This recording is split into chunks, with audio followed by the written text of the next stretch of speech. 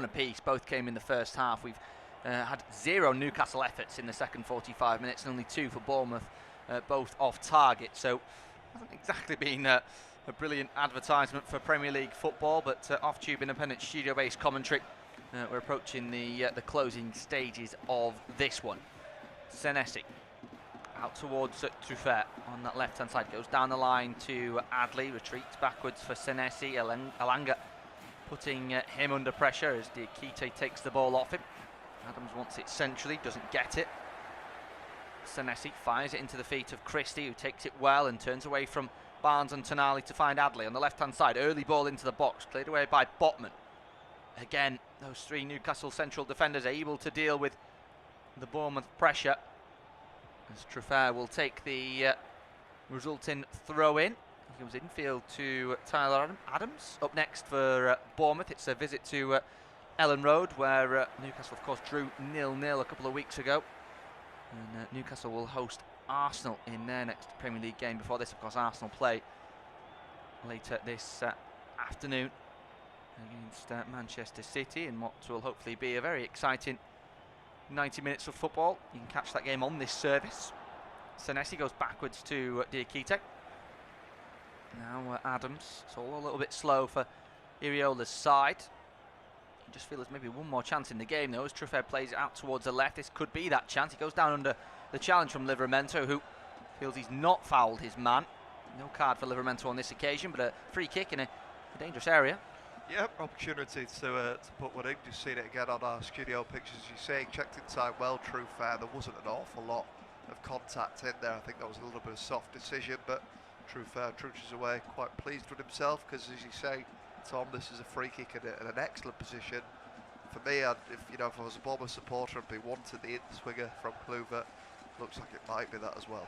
The combined XG, by the way, of the two sides, 0.57, is the lowest of any Premier League game so far this season up until this point, which means Newcastle have had the 2 lowest on record in the Premier League so far, because their 0-0 draw against Leeds was the lowest before today. Of course, still time for that to change, still time for the scoreline to change. Bournemouth 0, Newcastle 0, but a free kick for the hosts.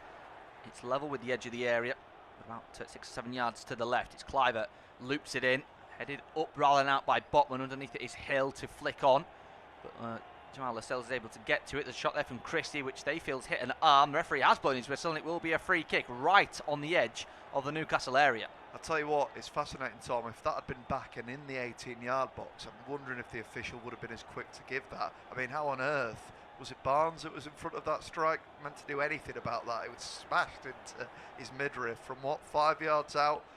If that had been given as a penalty, as I say, if it had been a few yards back and in the 18-yard box, that would have been extremely harsh. Yeah, Barnes has not even braced for the ball hitting him. You can tell, by the way, on the replay that his arm flops away. It looks like that scene in the Harry Potter film where he loses all the bones in his arm. Because honestly, I don't know how he hasn't broken something. It doesn't look great there from Harvey Barnes. But a free kick nonetheless, as you say, in a really dangerous position. Just 10 seconds left of normal time. And a big opportunity for Bournemouth. They've struggled to break down Newcastle. They struggled to convince with their previous free kick from a similar position.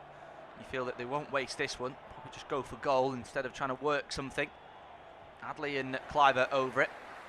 The fourth officials indicated a minimum of 5 minutes added on at the end of the second half. That is probably all because of the substitutes. And we've had no real stoppages in play. Adley and Kluivert over it, a left footer and a right footer. There's a Bournemouth wall in front of the Newcastle wall. Kluivert steps up and hits one. It's on target, but it's well saved by Pope. He pushes it away and out for a Bournemouth corner where he's not looked in trouble all day, and he just about does enough there. Yeah, there was a gap, isn't there, just between the sort of appear between Lewis Miley and the Newcastle wall, and it was the slightest of spaces that he managed to find. It was struck really nicely. It's one that you'd expect Pope to say, but it was struck at such a ferocious pace. He had to deal with it. He did well. He's ushered it away. Danger not gone though. Danger not averted. Nick Pope trying to find a place in the area for himself. Ball comes into the area. It's not dealt with initially. There's hands in the air for a handball. Bournemouth wants a penalty. I don't think Rob Jones is interested. Newcastle able to just clear the ball away, but only for another Bournemouth corner. Could not get a clear view of what has gone on inside the area. It was a melee. It was a real crowded 6-yard box. Rob Jones looks fairly confident he's made the right decision. Yeah, as you say, Tom, there were so many bodies in the way, it was difficult to see what on earth had gone on. I can't see the ball going remotely near anyone's hand there. It ricocheted off ahead, bounced around. No shout for a penalty at all there. But if you look at that 6-yard box, pretty much every player on the pitch, Tom's doing a count now, is crammed inside it. An interesting tactic. How's this one going to pan out? Yeah, including Nick Pope. I think it's 16 inside the 6-yard area. It is very, very busy. If this ball's good, it could cause problems. It's not good, though. It's cleared away at the front post by Ilanga. Christie will chase the loose ball, as will Asula. It's the former that gets there first. Lofts it back into the final third. It's a poor ball, though, and out of play for a Newcastle throw. 92 minutes played. Still Bournemouth 0, Newcastle 0. You're listening to Off-Tube Independent Studio-based commentary.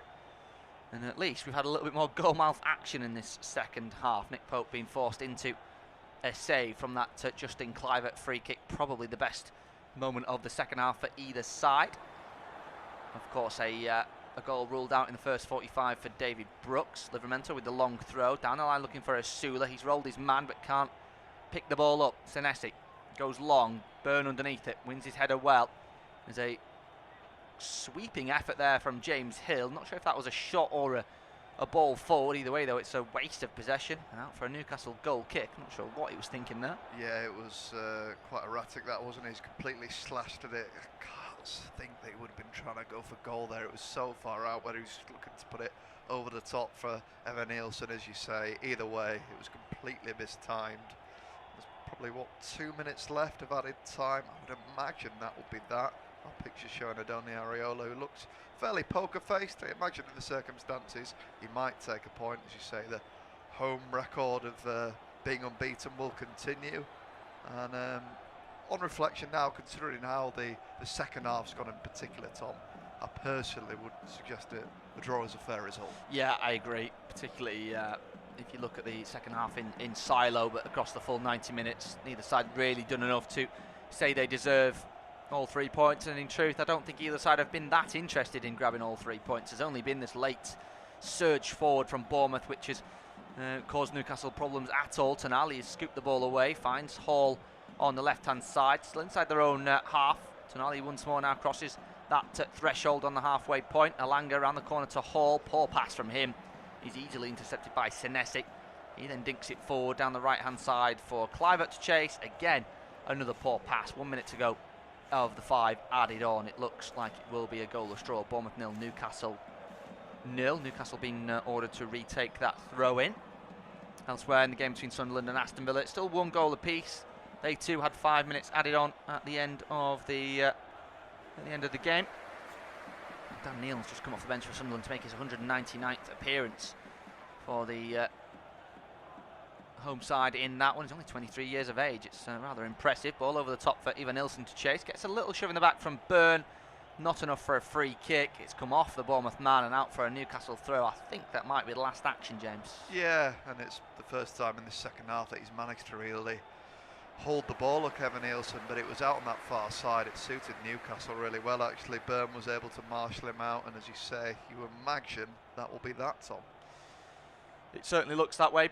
Throwing down the line, Rob Jones puts the whistle to his mouth. He's blown it to signify the end of 90 minutes. Well, it was a goalless draw, probably a fair result in the end. There was a goal ruled out for David Brooks in the first half. They went close as well late on, forcing a save from Nick Pope. Equally, Jacob Murphy having the best of the Newcastle chances, but neither side able to break the deadlock. Full time, Bournemouth 0, Newcastle 0. Thanks for joining.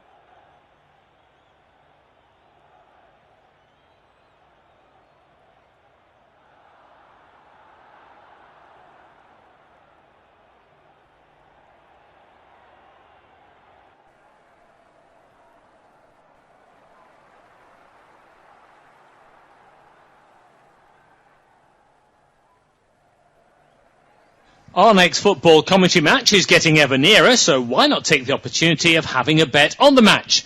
Whether you're interested in betting on the match result, the first player to score, the last scorer, correct score, double result, total goals market, handicap betting, or any other of our exciting market, it's fun to be involved. Don't forget, when the match kicks off, you can sit back and enjoy superb independent studio commentary while also enjoying our in-play betting opportunities. Good luck!